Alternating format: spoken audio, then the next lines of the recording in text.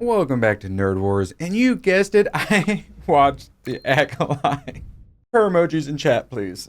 Sorry, GraphWeb. I would say arguably the gayest Star Wars, I think, by a considerable margin. And it was not particularly good. Was it egregiously bad? No. If I was a huge Star Wars fan, would it be egregiously bad? Likely.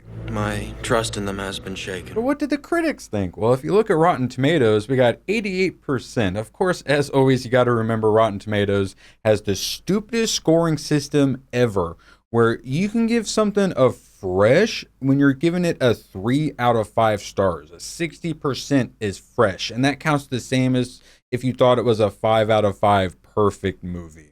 It's the worst scoring system ever. Meanwhile, the audience gives it a 45% score, which I'm saying like a 3 to 4 for me, dog. But like leaning towards the 3. As I talk about it more, probably going to get down to a 3. For perspective, I gave the Marvels and Madam Web, I think, a 2 to 3. So a little bit better than the Marvels. Not the gayest Star Wars.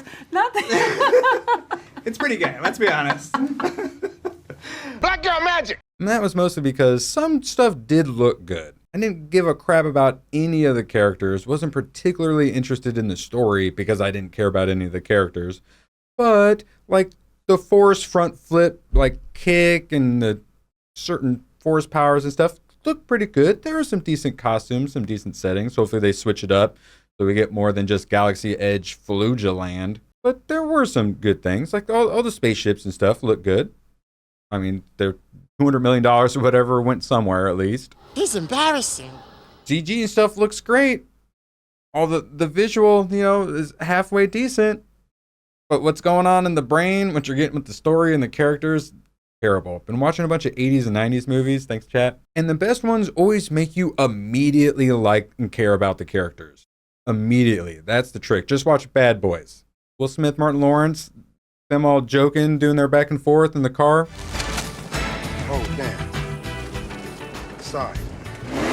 Perfect. You immediately like the characters, understand them.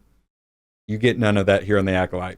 And spoiler alert, the big twist about twins, it's not a twist. It's not even really a spoiler alert. They spoil it pretty darn quickly. I'm sorry. I'm sure you are. So since I already knew the twist, the people I were watching it with, they didn't. So they're trying to guess, clone or something like that. No, think stupider.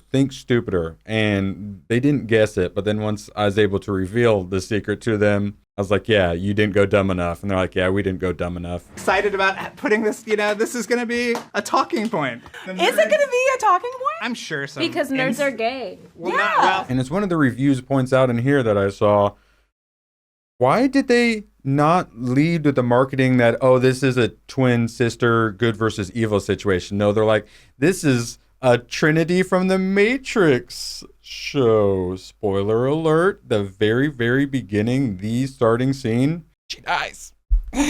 Immediately. You know how you watch the show for some Trinity Jedi bullet timing? Well, but why didn't they go with twins, good versus evil? Probably because Amandla Stenberg was terrible. So bad. And she plays the female protagonist and antagonist. Well, sorry, non-binary antagonist and protagonist. Well, some nerds are very not gay and are very threatened by gay Well, that's stuff. true. But Yeah. in my world, nerds are gay. Okay. Not yet. It doesn't look particularly non-binary in certain regions. The hair is it's so bad. It's worse than I thought. And old Squid Game's hair is also a little too obviously a wig. I did my best to go in giving it a chance. And even then, just nothing hooked me. We finished the first episode. I'm like, I don't care about any of these people. It's kind of how it was for like Rogue One. Everyone seems to like Rogue One. I didn't connect with any of the characters except for Blind Jedi maybe. And the droid. And you think, they're going to need a really good droid to save this one. The droid in this one is a Sony Walkman. It's kind of like a Doctor Who sonic screwdriver or whatever they're called. I'm a Doctor Who channel. It's not a good droid. Kids are not going to be buying that thing. Let's check out all of these fresh reviews. So many fresh reviews. It was 88%, 90%. And then strikes a balance between running the mystery. No, immediately. Immediately it tells you what's going on. Running the mystery without taking too much time. Honestly, you could have taken a little bit more time so that it was actually a mystery. Keeping it interesting. Not really. With exciting action scenes. When I first read this, I thought, were there action scenes? And I was like, oh yeah, there were literally kung fu fights. It took me like 5 to 10 seconds to remember that. That's how not memorable the fight scenes are. And fascinating characters. I didn't care about a single one. People have told me that it's the gayest Star Wars, and I frankly You're offended? into it. No.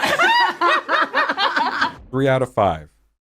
A lot of these are 3 out of 5, 6 out of 10. Not amazing, but it's not terrible. The story, characters are terrible, but the looks pretty decent. Now, if I'm like a super duper big fan, I'm like, well, that doesn't match, that's not good and whatnot. And so it might not be as good for diehards, but for the Star Wars normie, visually pretty decent.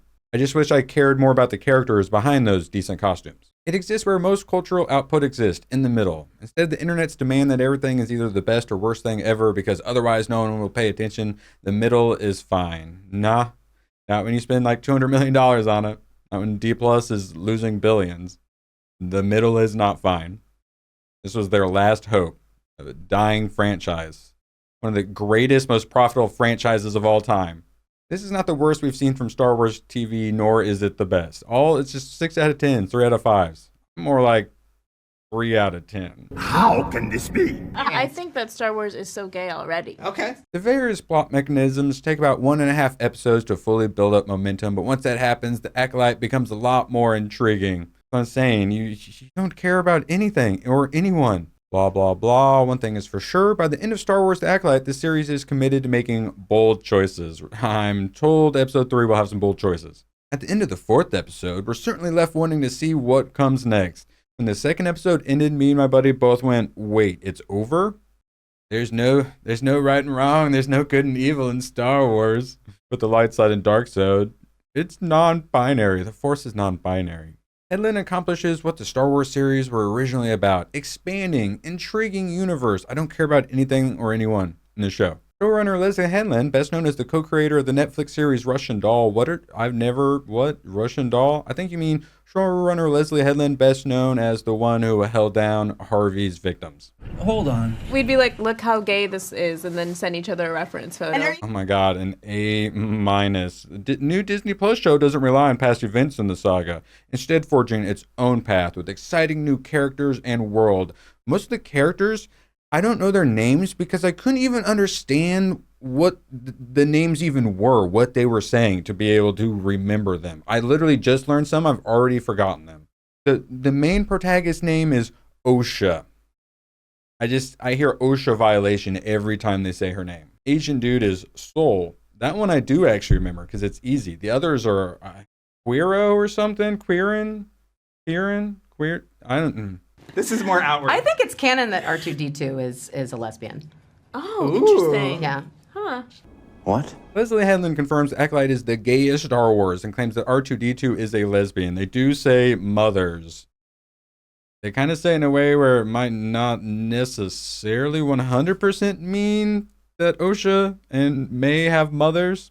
But without telling my buddy that it was coming, he went, mothers? So, yeah. Fucking scissoring.